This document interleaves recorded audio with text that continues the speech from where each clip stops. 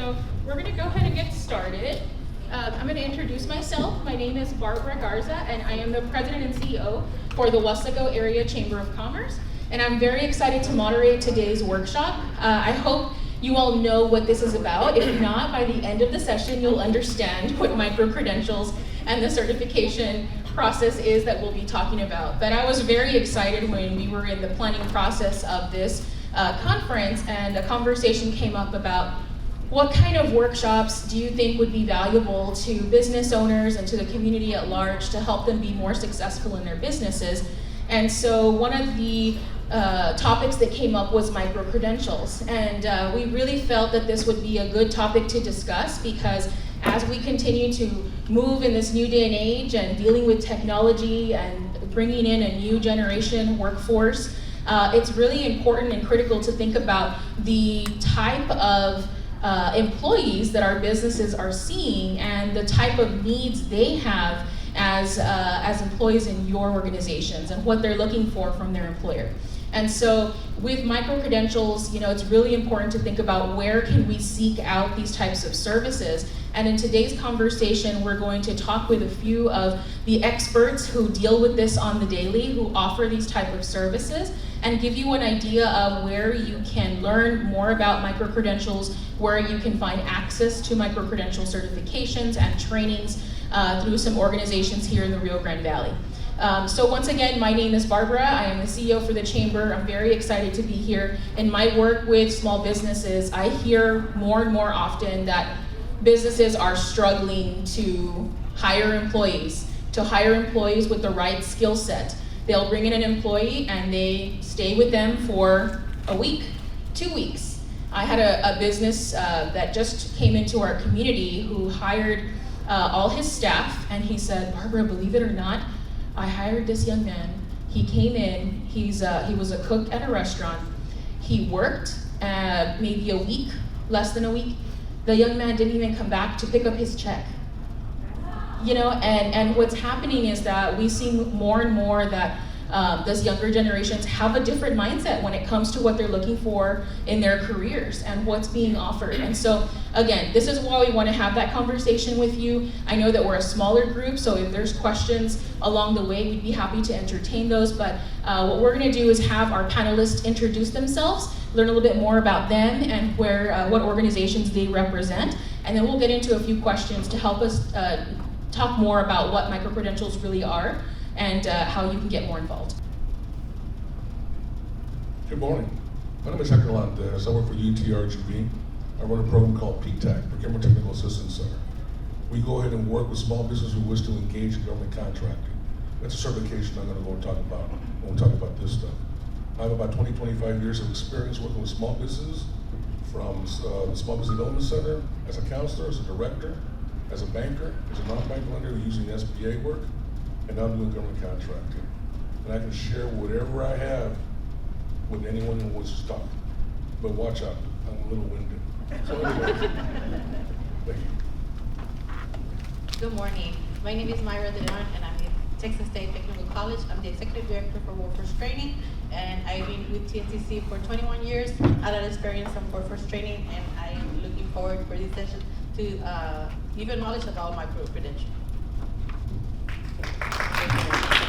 Thank you. And again, you're going to hear, go ahead. In case I didn't mention, I work for the University of Texas, Rio Grande Valley.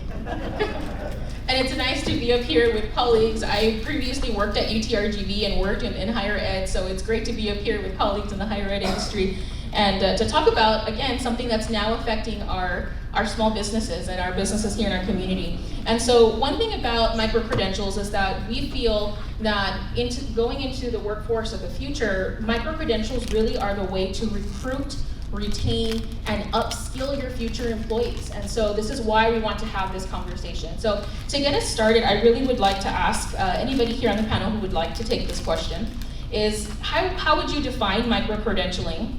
What do micro-credentials and certifications offer a business owner and their staff? And if you can share maybe an example. I think each of us might have our own version of what we think is micro-credentials, so let me get started.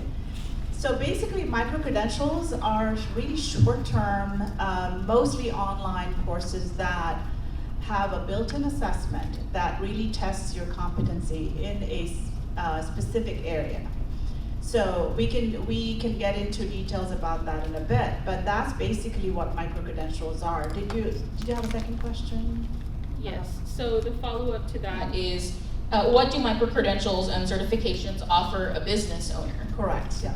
So certifications, as many of you might be much more familiar with, our certifications are really, validated by an accreditation agency for that particular profession, whereas micro-credentials is validated by a subject matter expert. So there are two different ways. Small businesses can benefit a lot from that. Micro-credentials on one side are really about the most up-to-date topics. As Barbara mentioned, upskilling and reskilling is becoming almost a necessity these days. So for that reason, businesses really can focus on getting their employees trained and gain micro-credentials and also trained to become certified in specific areas that require certifications to be able to render that service. So that's where I would stop and let my colleagues, panel members share their thoughts as well. Very cool. I don't deal much with micro-credentials. I deal more with certifications. Okay? I deal with certifications to go ahead and get you, the small business owners, potentially get involved and use them as either marketing tools to certify and get government contracts. Okay? On a federal level, you have SBA managed programs, which is the 8A, the Women-Owned Small Business, or WASB, the ED-WASB, which is Economic Development, Women-Owned Small Business. And under the VA, soon to be under the SBA, the veteran certifications as well. Okay, that you can use that, and that has some ways to use that as far as getting the sole source or set aside contracts. That gives you the opportunity to go ahead and expand your revenue stream. If you're someone in the private sector, consider someone on the public sector, or an agency in the public sector. On the state level, we have HUB, Circle of New York's Business. We also have TPE, this Managed Business Enterprise, under the textile programs. Okay. What happens in this stuff here on this side, on the state side, is going to be more of a best faith effort, a marketing tool, and a way to level the playing field when it comes to small business, minority-owned small business, female-owned small business, or service-disabled small business in the whole gamut of government contracting. It's not just about the big boys. There are some tools out there you can go and use, and goals you can go ahead and go after. And individuals will go ahead and also help you as liaisons to you at the state level, like HUB coordinators, to look after you and help you and find out why you didn't get the contract. That's what we bring into the table, certifications, and they open doors based on goals, ladies and gentlemen, goals. If they don't hit the goals, the buyers don't hit the goals, they have to go in front of a state agency and tell them why they didn't do it. Same thing for feds. You gotta do the same thing, or the budgets get cut. Anyways, there you go. So with TSTC, let me talk about those type of credentials that we offer. Training can be defined in so many different ways. TSTC offers different kind of certifications. So the way we look, or the way we do those trainings, that we look for those employers' needs. We are there to support them, and how can we help them make those credentials available for your employees. So that's the way the micro-credential works with TSTC. So now, in my, and I will be an example of how micro-credentials, and how can I put an example of it, that I love dancing. So, dancing is one of my favorite things to do. So how can I do the micro-credentials if I'm a dancer? How can I do, I like Zumba as well. So how can I become a Zumba instructor? So that's how you can attach a micro-credential to that. So Zumba can have about 6 different credentials that you can attach to it, and that's 20. So that is another way so you can understand how micro-credential works on even different type of companies. So that's the way I can present on micro-credentials. So, we do offer a lot of different credentials through TSTC. Thank you for sharing those examples. And as we talk about micro-credentials and certifications, that's really what we want you to hear, is that it's really about training and the type of training that you offer your staff, your employees. You know, when we had a small discussion prior to this event, and we talked about, you know, the onboarding process for an employee. You know, does your business have an onboarding process for an employee? Most small businesses may not be able to invest in the time to do that, or to be able to say, you know what, we're gonna dedicate a whole day to onboard, or a whole week to onboard this employee, show them around, explain to them, let them meet everybody. But there's so much value in taking time to offer that kind of training and that kind of onboarding. And you're gonna see a different level of success from an employee who has had an experience, a positive experience with onboarding, as compared to an employee who has not had that experience. What we'll see more often is that the employees who don't have a smooth transition into their employment, or who don't feel confident in their team, are likely not to stay in that position or not to stay in that company. And it's because it all starts with your onboarding. And so creating the type of training offerings for your staff and protocols and processes are so critical. But when it comes to a small business, we understand that those processes are hard to develop when you have a small team. And so it's really just critical that you start spending time on that business plan, on your protocols and procedures, and figuring out what is going to be most valuable to help me retain people and recruit people who will stay here and who will do a good job and who will help promote and make this business successful. And again, it comes back to training, and micro-credentials are a great way to help your staff feel more engaged, more empowered in the work that they're doing. In my case, I work with the Chamber of Commerce, and our staff has the opportunity to attend a variety of workshops and sessions through different associations. And so we really try our best to invest in our employees and give them that chance to attend these types of workshops like we're at today, because that really does empower them. It makes them feel, when they go to a meeting like this, that they've been offered an opportunity to come, to learn, and to take back whatever they've learned to their employment. And that's exactly what you want. You want to empower your employees. So when it comes to micro-credentials, we hear more and more often that there is a skills gap and a talent shortage. In other words, finding employees with the right skill set to get the job done has been a job itself. And we hear that from so many employers, that just trying to hire these people is so hard. So how can micro-credentialing and certifications be scalable and cost-effective for a business? Because as we're talking about small businesses, they may not have an HR department, they may not have a training department who's gonna come out and say, oh, well, you know what, call so-and-so trainer to come out and do a quick workshop for the staff. You know, that may not be possible for a lot of our small businesses. So how can micro-credentialing certifications be something scalable and something that's possible for our small businesses? Do you guys mind if I start? Okay. All right, so before I answer that question, because it's a small enough group, I'm just curious to see how many of you are actually small business owners. Okay. And the rest of you are part of large organizations then? Right? Okay. Inspired and empowered. Great. All right. So let me take that question in terms of what small businesses can do to scale up. So, you know, she's talked about the skills gap first. Let's talk about the skills gap. You know, skills gap is becoming a reality. And those of you who are small businesses, you know, one of the previous panel members actually talked about, you know, upskilling herself during the pandemic. How many of you were here? So she spent $30,000 on herself. But if you, you know, I'm just using that as an example.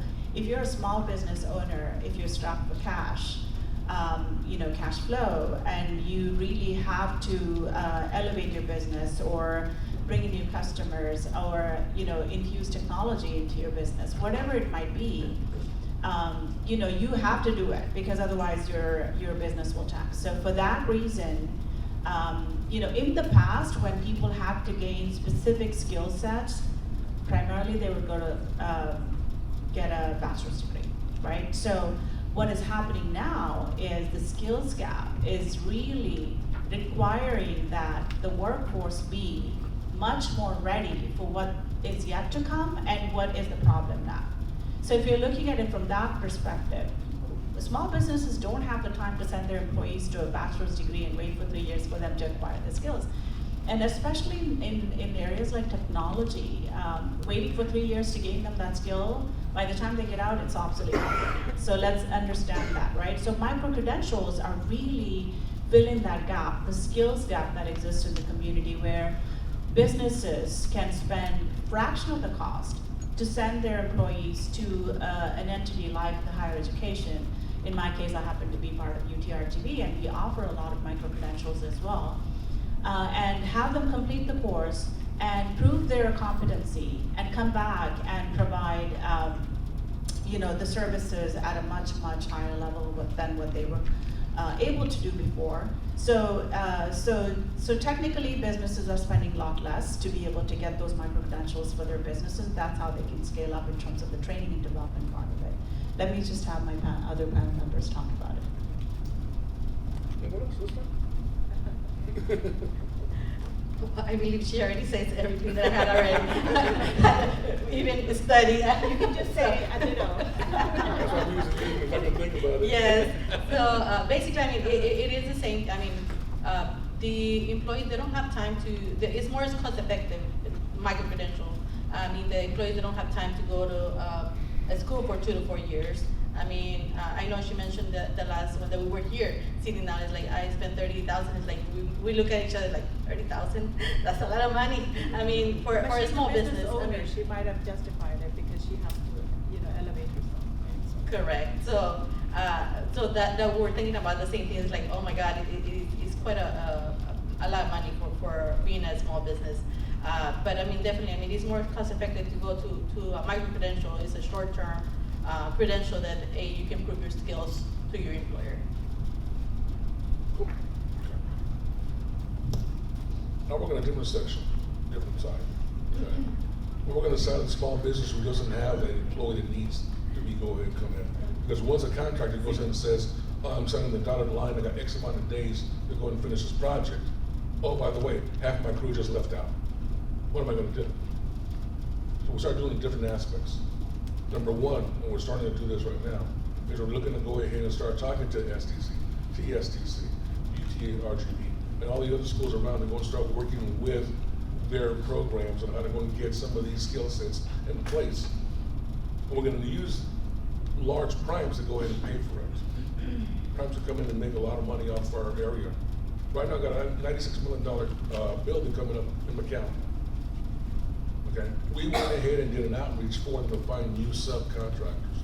Normally, we go ahead and pick up 100, 110 people and go ahead and start talking to our prime. This time we had 70, 60, because they cannot go ahead and compete. They don't have the skill set, they don't have the ability. Doesn't mean the prime cannot have, prime actually needs to go and put their building up, whether they use local or outside the area. I'm ready to promote local, I'm fighting for local. We've got to figure out how to go and get that part in place. Number two, we'll go ahead and work with small businesses. We'll go ahead and have the technology and understand how to go and put a small business that goes ahead and teaches, whether they teach welding, whether they teach certain parts of whatever it needs. And we'll start working with them as well. We'll start putting some kind of programs to certify them and try to figure out how to get them grants as well. Okay, that's a skill set that we go ahead and have to look for and find, because it's not there. They walk out. It's very true. I've spoken to several companies. Yeah, I get someone that shows up 2 weeks, they get the paycheck. This one actually got the paycheck, okay? And then they walk out and say, it's too hot to work outside. I can do better with getting unemployment at home. What the heck happened here? What happened to the pride? Anyways, and then they look at us to go ahead. I'm looking for an answer, right? Okay. But the idea is really simple, is to figure out, the main thing as a small business owner that I've always taught and I've always spoken to and always preached, and yes, I'm preaching, okay, is to start talking to each other as a small business. Start talking to each other, figure out, oh, I can do this, well, I can do that, well, I know this person, I know that person, and start talking to each other, communicate. That's how you stay alive. Work with each other, learn how to do it. Yeah, I think we talked, or we heard it. Thank you, Hector. We feel the power in the room here. The question is why? You know, and we keep seeing it and hearing it more and more from our business owners, the challenge of finding the employees that want to be there. You know, I'm glad that one picked up their check. You know, the one in our case didn't. But we hear in some cases that sometimes they'll look for, we have these new generations looking for a job, they'll go into work, they'll work enough to get the paycheck they need, and then they paid off what they needed to pay off, or got what they needed, they don't need to work anymore, so we're done. But again, it's just that investment that we need to get from our employees, and what are we doing as a business to find the right people? You know, I think you also mentioned, you talked about the power of relationships and talking to one another. We heard that in the previous session, and that's just so critical. During one of our discussions, we had talked about, you know, yes, micro-credentials and certification programs might be costly. How do you make them scalable? Well, this is where those relationships come into play. Do you have another business maybe in your community that would be willing to cost share a training program where you could work with UTRGV, with TSTC, or any of these other higher ed institutions that offer these credential or certification programs, and bring in 2 to 3 businesses to come in and cost share a credentials program to have your employees go in and get those certifications. And so these are the conversations that we want you to have. This is why we wanted to talk about micro-credentials. And I also wanted to share about some free opportunities. You know, how many of you here in the room have a LinkedIn profile? Okay, that's a lot of you. How many of you have ever done the online micro-credentials through LinkedIn? Awesome, yeah, so there's a program called LinkedIn Learning, and I did one because I wanted to make sure I could talk about it, and I did the Excel credential training, and I love Excel, so I went in and I did that training. It's actually an online, not a class, but a test, and it's a platform that you review, and you take a little test, and then they give you a credential at the end of that goes up on your profile. Those are all ways to start this certification process. Encourage your employees to have a LinkedIn profile. That also helps with your marketing, that helps your business and your employees get out there, but it also gives them access to a platform that has free opportunities as well. There's paid opportunities, but there are free opportunities on there. Okay, the next question that we have here, because I know we're getting close to our time, how can a small business, and we just talked a little bit about it, but how can a small business kick off a micro-credential certification program within their organization? And what could it bring to their organization if they were able to kick off something like this?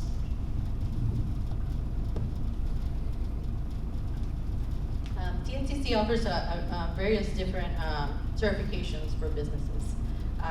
We like she mentioned, I mean, even if you talk to each other and your business has only 2 employees, 1 employee that has to send, but I mean, as long as we have a group, I mean, that's what we are here for, to help you identify those. I mean, we can have those sessions and have that group comes in with their different business together, come in, and we can have a group of 1 employee to make those training sessions. But I mean, we can definitely work with other business and make that class or that certification available for your business. I mean, TSTC has a lot of different certifications, a lot of ways that we can help industry. We have different type of certifications, institutional certifications, credential certifications, and I mean, TSTC has a model that fits your business. Sure. All right, so specific to the question that Barbara asked, you know, she said, what can small businesses do to start their own micro-credentials? Is that correct? Yeah. So that question being what it is, I would say, let me just use an example of teachers. So if you think about teachers who have done this for a long time, you know, teachers that have been teaching specific subject areas in high school level versus someone who just comes in to start teaching. They both have certifications, right? That you have to be certified as a teacher to be able to teach. But someone who has spent 15, 20 years teaching that subject area has obviously gained a lot of experience and competency. That's the word I want to stress here. They've gained a level of competency that new teachers don't have. So if you want to, like, that's not an example of a small business, but I just wanted to kind of make reference to that to show that if it's a small business that has employees that have actually gained a certain level of competency, in a specific area that the business provides services or tools for, then they can develop these type of assessment pieces that the more experienced employee can develop, that can be used as an assessment piece to test the ones with the less number of experience, right? But where it becomes an issue is if you are a business and you're developing your own internal micro-credential system, it will only be applicable to your business. When your employees leave your business and go somewhere else, they're not going to consider that credential to be valuable or validated. So the best way to do that would be to work with higher education institutions, or there are non-professional bodies as well. Like, if you're in HR, she used the word example of HR. HR has a national organization called the Society for Human Resource Managers, and they have a lot of these professional development certification programs, program preparation, as well as micro-credentials that they would be able to attest, to make sure that your employees have an industry-recognized credential that can transfer over with them. Otherwise, it'll stay in your company because it's specific to your company. Hopefully that helped.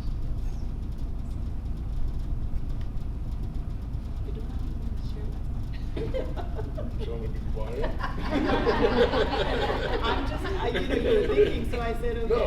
Well, okay, well, let me, it actually takes from what I was going to say, because I live in a different realm, different world, in my own contract. So every time she asks a question, I feel like Scooby-Doo. Oh. But anyways, one of the things that we go in and do on our side, and again, as Jay was talking about in the credentials, is that you have to watch out when your employees do leave in my world. Because the employees leave in contracting, and they have the OSHA certification, and they walk away, you just lost your OSHA guy or girl. And all of a sudden you can't go ahead and go to that job site because the state requires someone that has a 30-hour OSHA certification in place to actually show up. Okay, so your crew can't show up. You have to be understanding what may or may not happen one of these days. On our side, certifications actually open doors. You go ahead and open the level of the playing field, if you would. We go ahead and figure out how or where you go ahead and you actually open up those certifications, whether it be startup, whether it be whatever the case may be. And all of a sudden, we're trying to figure out how to get into contracts. We're sure how to get the contracts, okay? But yes, going back to the certification, going back to all this stuff, and the skill sets. I wish I had a $64 answer to the $64 question. But it's one thing you all, as a small business owner, and of course, you all already have enough questions and concerns because you can't sleep at night trying to figure out the rest of the stuff. I can tell you that because I also have a small business. Okay, not many have done that. But the idea is really simple. Wake up, figure it out, talk to people. You're not an island. You got free services. I'm free. We're talking about what? But anyways. We are a free service. Universities and colleges have free services, guys. Understand that. You're not an island. Turn to us, talk to us. We'll figure it out. We'll help you figure it out. We're not telling you what to do. You don't know what to do. But we'll help you figure it out. I sat in a session the other day with Google. The Wesco Chamber recently became a Grow with Google partner, so we're offering Google trainings with a certified Google professional trainer for our membership. And she mentioned a quote that said, "Knowledge is power, but it's worthless without action." And so it's just really important that, as you go back and you take the information that you've heard today and the tools that we're sharing today, that you go back and research this and find ways that you can turn this around and implement this in your business and your careers. And don't think that investing in yourself is not the way to do it. You invest in yourself first, and then you invest in others. Because when you become more empowered, more engaged, more invested in what you're doing, others will follow and will see that and want to be a part of it. And I heard that a lot in the previous session too, and so I'm happy you all are being honest and sharing, what it means and what people are dealing with right now when it comes to the workforce, which leads me into the next question before we close up. What are job seekers looking for, and how can a business owner reduce turnover, which is what we keep hearing is dealing with this constant turnover to find qualified workers, and how does micro-credentialing fit into all of this?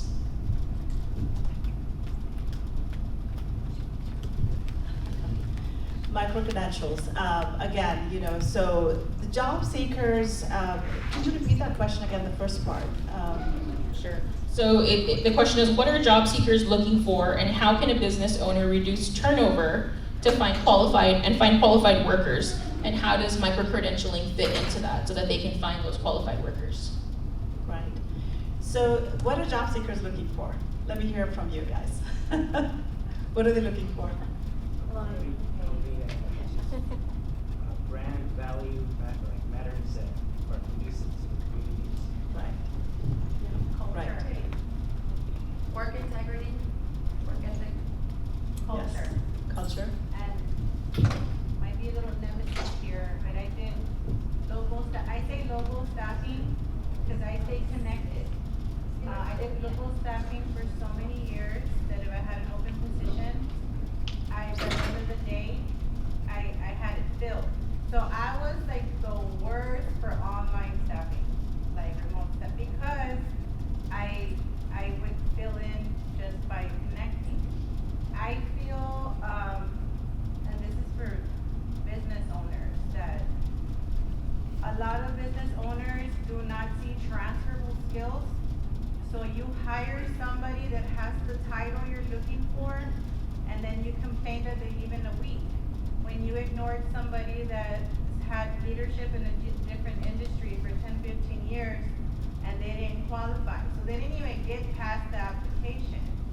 So I feel as business owners, the reality is, because I don't like to hear like, oh, they don't want to work, or one thing, you need to be very clear on what you're hiring, because you look at these job posts, and it's like 30 things that your duties. And then they get there, and it's really specifically 3 or 4 things, and the rest are just in case somebody's missing. So it's more about, again, not to upset anybody, but you have to be clear and honest with who you're hiring, because during orientation, you'll have people that say, okay, this is not for me. This looks nothing like what I read and applied for.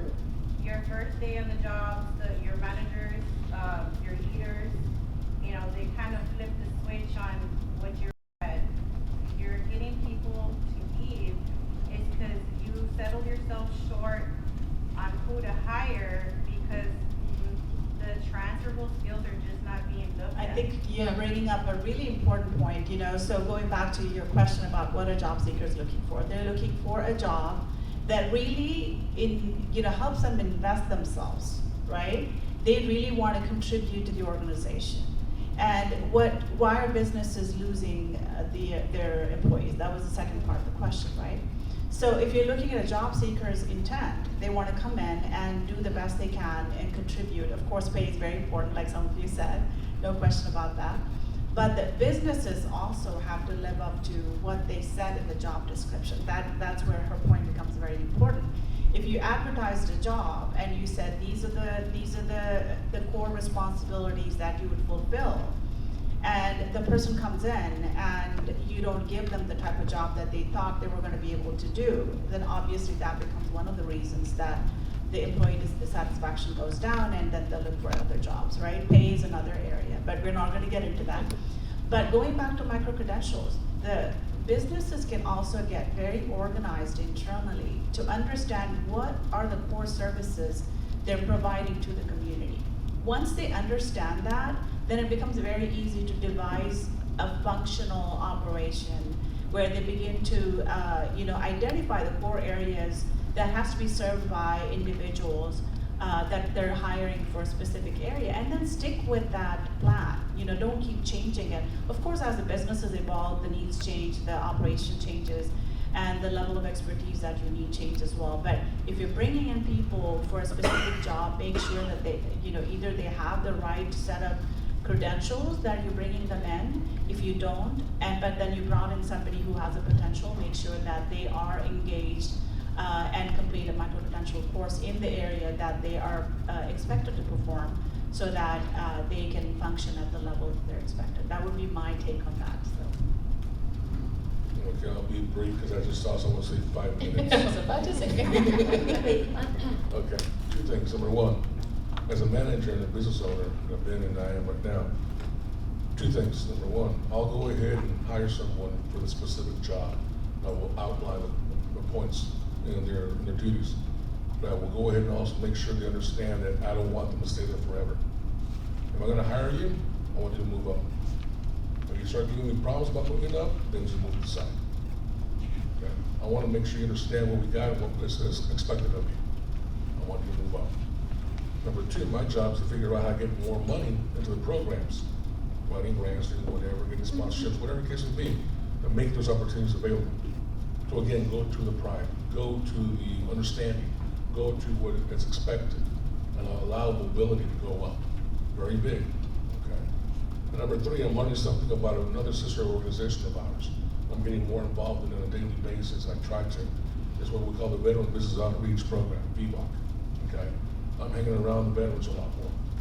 I'm starting to see how they come back from overseas looking to go ahead and get either to school or start a business. I listen to them. I listen to what they need, what they're looking for, what they want. And that's the character that I'm looking for as well. Okay? So don't overlook those people coming back home.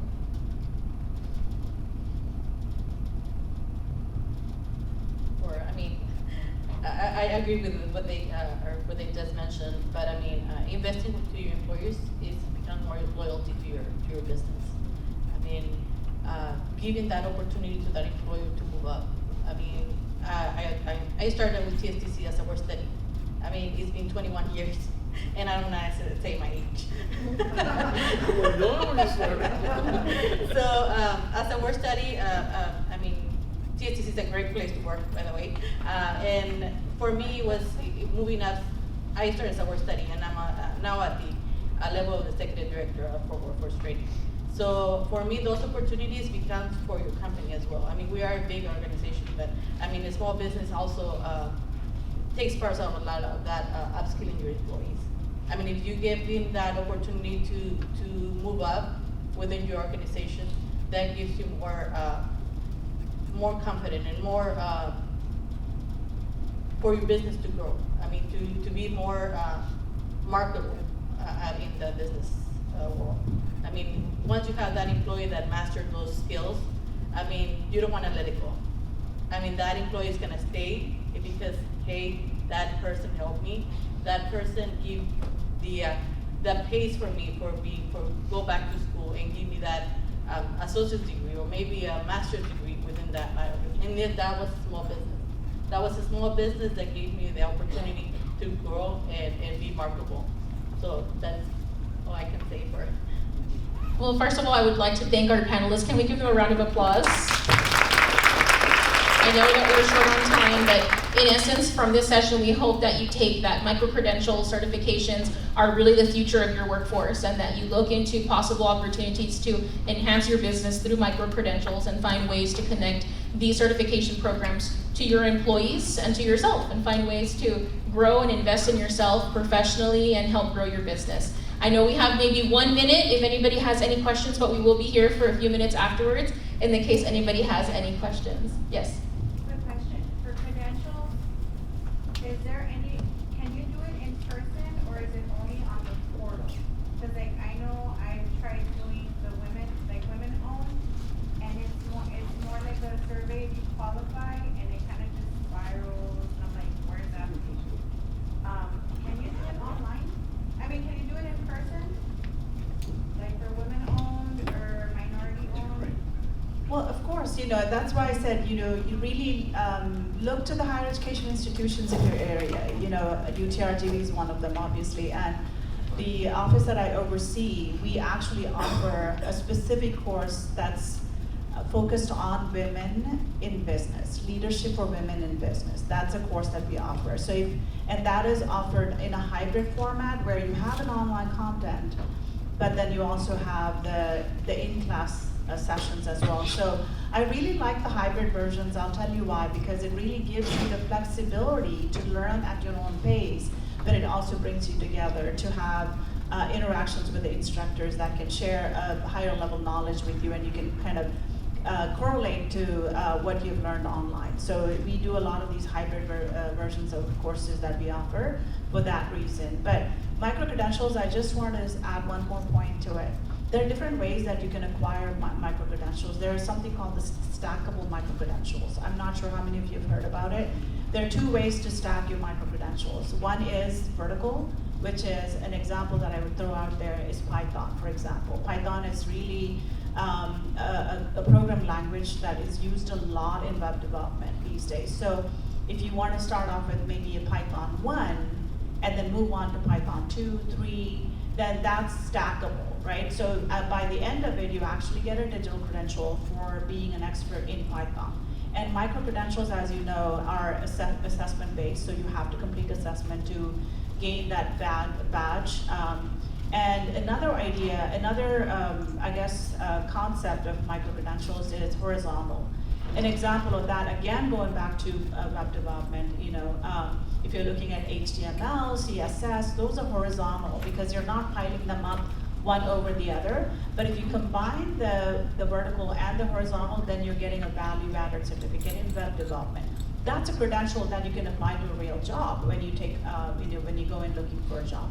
So I just want to throw examples like that to give you an idea of the credentials that you can stack and then also get a digital credential for a specific area and not just a sub area of that area. So certification, on the other hand, like I said, registered nurse is a certification that you obtain to show that you have the basic level skills in becoming that profession. So I just want to kind of distinguish between those two before we end it. When you say to reach out to higher education, are you referring to enrolling as a student? Is that what you're? So the question is, when it comes to enrolling in these programs, does it mean to enroll as a student at the university, or does it mean that they can go to you directly to register? You mentioned Society of Human Resources. That's a professional organization that's national that serves all the human resource managers. Everyone that's the profession of human resource. So when I say reach out to the institutions, I'm talking about offices like ours, professional education, workforce training, those type of offices that really make it easy for you to access education without having to go through the formal application process, getting admitted. That's an academic process. Matriculation to academic degrees requires you to go through that process. Whereas the type of programs that we offer that are specific to workforce and fill a skills gap in the workforce are easily accessible. You go to our website, for example, like at UTRGV, it's utrgv.edu/CE. All of the programs that we offer can be found on the website. You review and decide which one you want to gain knowledge in, and you sign up for that. It's as simple as that, but my colleagues might have other. Yes, TSTC is very easy. It's tstc.edu. Basically, it's easy. You don't need to go through the admissions process. You don't have to get those transcripts. You don't have to do anything like that. I mean, I know it's a longer process for you to become a student, but when you need those workforce trainings, it's just easy. Just talk to us, contact us via email. I need this specific training for my employees. We set up a meeting with you, with your employer, and decides what skills you need for us to provide, and we customize it. We can either have it at your location or have it at ours. I mean, that's how convenient we can make those workforce trainings. Let's say the subject matter expert is incompetent in the direction that you're trying to create a credential, micro-credential service, or fill in a gap. How would you recommend approaching somebody or an organization or institution? How would you recommend moving forward? Okay, so I think he's referring to. I think you might be referring to what I suggested earlier. Small businesses that have subject matter expertise internally can work with either when I say higher education institutions, we have subject matter experts that can co-develop a program with your SME within the organization that you're part of, and that can be validated through the institution. And that type of credential becomes a lot more, I guess, validated than just belonging to that small business that we're talking about. Did that make sense to Yeah. you? Okay, thank you. But you didn't know what SME stood for. Okay, so I'm gonna have to stop our discussion. I know that it's a great conversation, great questions, but I'm just glad that this starts that whole thought process and micro-credentials and certifications. Thank you again to our panelists, and thank you everybody for joining us in today's session, and we'll see you later today. Thank you. Thank you.